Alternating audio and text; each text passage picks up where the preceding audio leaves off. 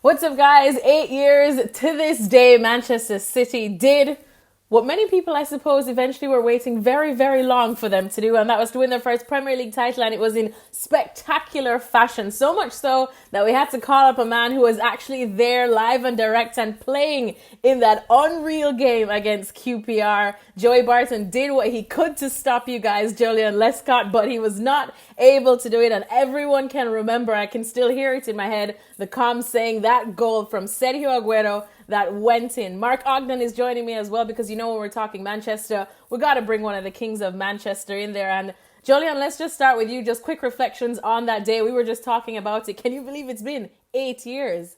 Yeah, again, time flies, obviously, but great occasion to be involved in that first ever win. For our title Premier League win for the City was amazing for me and the family. But just reminisce on it now, I can enjoy it a lot more than I did back then, to be honest. And the game itself, though, I mean, did you guys even feel like that was coming? I know I saw some comments as well from former teammates of yours, probably too, Mika Richards, saying that maybe you guys went into that match a little underestimating QPR and your opponents. Was that how you felt? No, to be fair, I don't think anyone was kind of getting carried away with the occasion. I think we all believed we were going to win. Obviously, we had a decent home record that year, but we didn't go into that game thinking we'd already won. I don't remember in the build-up to it, I don't remember anyone kind of talking about the occasion in terms of what the celebration is going to be like. So again, it just felt like a normal week, but obviously with the stakes being a bit bigger. Halfway through the game, when things obviously were not seemingly going City's way, do you remember what the gaffer probably said to you guys to help you wake up? I've seen the footage of him kind of shouting at everyone similar messages. So, but yeah, we were used to that. To be fair, that used to happen more often than you think. I remember a game, Everton away that season we lost, and it was in January when Yaya Toure was away in African Nations. And he let us have it after the game. He, literally let us have it. Similar thing, but that was obviously where we could hear it was directed at us and individually. So we were used to that. Sweet day for Manchester City fans. Mark Ogden, I believe, was on that side of Manchester. Weren't you on that day? Because we know there was still a lot going on the red side of Manchester too. Do you remember how it was like for you? Yeah, well, United played at Sunderland that day, and obviously City were top of the table on goal difference, so it was in City's hands, and you basically have to go where the title's going to be won. So, although United still had a chance, it was City at home to QPR. QPR was 17th on the day, so it was obviously going to be an easy 4 or 5-0 win for City, and the title was going to be handed over. Nobody kind of expected it was going to go to the 4th minute of stoppage time. I mean, United left the pitch at Sunderland having finished their season top of the league, and they thought, it was theirs. The title was in the bag. I think when it finished at Sunderland, it might have been 2-2, probably maybe been 2-1 still to QPR. So, the game, as far as United were concerned, was one. I don't know if Joleon knows this, but at Sunderland there was also a Premier League trophy and a set of medals, just in case. And they'd actually brought the medals out of the side room, but putting it on the table in the tunnel as the title as the game finished at City. So some of the United lads went back in the tunnel and saw the medals being put away. So that's how close it was, that United had it in the grasp until Sergio's goal. And I think Edin Dzeko deserves a lot of credit as well, because people forget about Dzeko, that goal, without that goal there's no Sergio Aguero moment, and Dzeko scored a lot of big goals that season. Yeah, definitely. He never gets enough credit, to be fair. No one ever mentions his name, and it wasn't until I'd say 2 years ago I realised how late his goal was. I thought that was around 85, 86, and then when someone said to me that was 91, and then Sergio's 93, I was like, wow, ridiculous. Another thing that I remembered, I don't know if Joleon saw this as well, but QPR could have gone down that day, and I think it was about the 93rd minute, the QPR bench just erupted, and everybody on the QPR bench ran onto the pitch celebrating, because Bolton had lost at Stoke, which meant that QPR couldn't go down. And I don't know whether that affected the QPR. We clutched you down. It just switched off something in Nader Manua's head, and he lost Balotelli or something. But still, it was one of those moments that you think they're up now. So, but there was a distraction. Listen, you can't say that. But I mean, Balotelli hadn't created an assist all season. He picked it to the last kick of the game. That was his only assist for Man City. Yeah, that's only that. He's only assisted once for Man City, and that was the goal. Pick your moment. So we'll take it. Pick your moment. There was another thing I want to mention as well, Alexis, because I was sat in the press box at that end. The press box at the Etihad is kind of with the fans. It's amongst the fans, and there are times when it can be quite lively, especially if they think that you're being quite critical of City. But the steps are right next to the press box, so 80 minutes, a lot of fans had given up. They were just crestfallen, they were walking out, they were trying to get out of the ground. But because the police that day were kind of concerned that a lot of fans without tickets would try and get in, they'd lock the doors. So there were about 2,000 fans just walking the concourse. They couldn't leave the stadium, but they couldn't bear to watch what was happening on the pitch. So when Jacko scored, they came streaming back in, and there were bodies all over the place, just flying all over the place, onto the press box, laptops being smashed. On your team. Do not give up on your team. But they did, and then obviously it was crazy when Sergio scored. But I was at Wembley in 1999 when City scored twice in stoppage time again to the playoff final against Gillingham, and they have a habit of doing it. So there'll be fans in the ground at the Etihad that day who...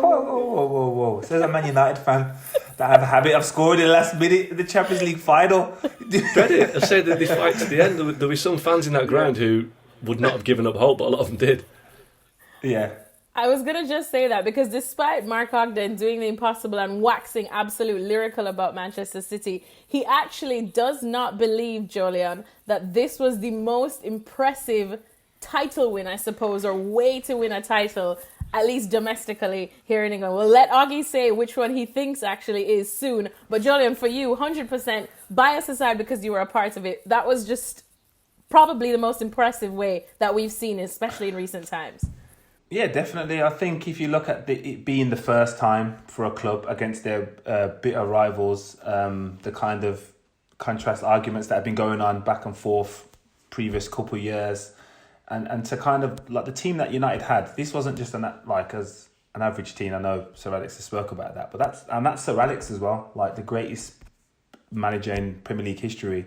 Obviously, Man United are the most successful team. So to actually do that against your rivals, and it to be on goal difference, having beaten them 6-1 at home, it is huge. The only comparison would be, say, Everton doing that to Liverpool or Spurs doing it to Arsenal, kind of thing. You can't compare it if teams are as successful as each other. Well, listen, I'm not taking anything away from what happened at City because it was an amazing achievement. And let's not forget that they were, I think, 8 points behind with six to play. Mm-hmm. It was over. And then they caught United. United dropped some points and they reeled them back in. They beat them at the Etihad in that great game on the Monday night. But for me, I think it does get overlooked a lot. But when Arsenal went to Liverpool in the last game of the 1989 season, Liverpool were the team that of the decade. Nobody beat Liverpool. Nobody beat them at Anfield. And all Liverpool needed to do was Liverpool could lose 1-0 and still win the title. Now Arsenal went to Anfield knowing they had to win 2-0 against the best team in the country at Anfield.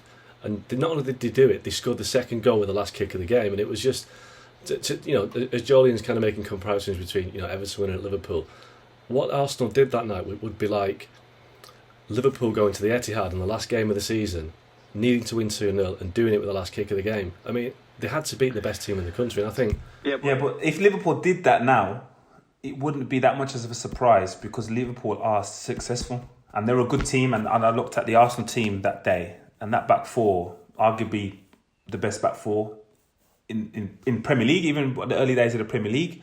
So to say that, yeah, I understand, huge task ahead of Arsenal that day, but City, we hadn't won the title for 40 years. Like, it was a group to beat 10 men from QPR.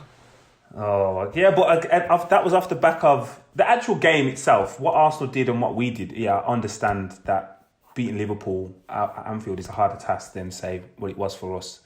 But what the stature of the occasion, there's no way Arsenal winning that title to Liverpool, who Arsenal was, again, successful at that time. City were just like hopefuls. We were the noisy neighbours still, you know what I mean? So there's no way in my head that can be the same. To be fair to Arsenal, they hadn't won the league for nearly 20 years at the time, so they went there with, again, a bit like you guys, that didn't have that experience of winning. It's wrong really to compare both achievements because they're both amazing. I think in the Premier League era, there's never been a finish like it. There's no team will ever win the title like that again with 2 goals in the last 4 minutes of stoppage time. It'll never happen again. And you're right, I do think that was the day that the United empire started to crumble and the City empire started to build. I think that was the moment that the balance of power shifted. I know United won the title the following season, but the damage had been done by then. I think United were a declining force, and City is still Liverpool haven't won the title yet. City for me is still the dominant force of English football. They've won 4 titles in the last 7-8 years, so City are the team to beat still. But you're sticking with your argument of Arsenal at Liverpool in '89, right? Yeah, just for now. Just for now, we'll agree to disagree, but at least we do agree that that was an absolutely stunning way, and we cannot believe it was 8 years ago. Indeed, not trying to age Joleon whatsoever. But Joleon, absolute pleasure having you on. I'm sure you could still go out there and at least give Mark Ogden a run for his money. We'll probably arrange that kickabout once it's okay and safe to do so. Gentlemen, thank you so much, and we'll continue keeping you guys updated and reflecting on times here in football, at least while we're still self-isolating. Thanks so much for watching ESPN on YouTube, and for more sports highlights and analysis, be sure to download the ESPN app, and for premium content and live streaming, subscribe to ESPN Plus.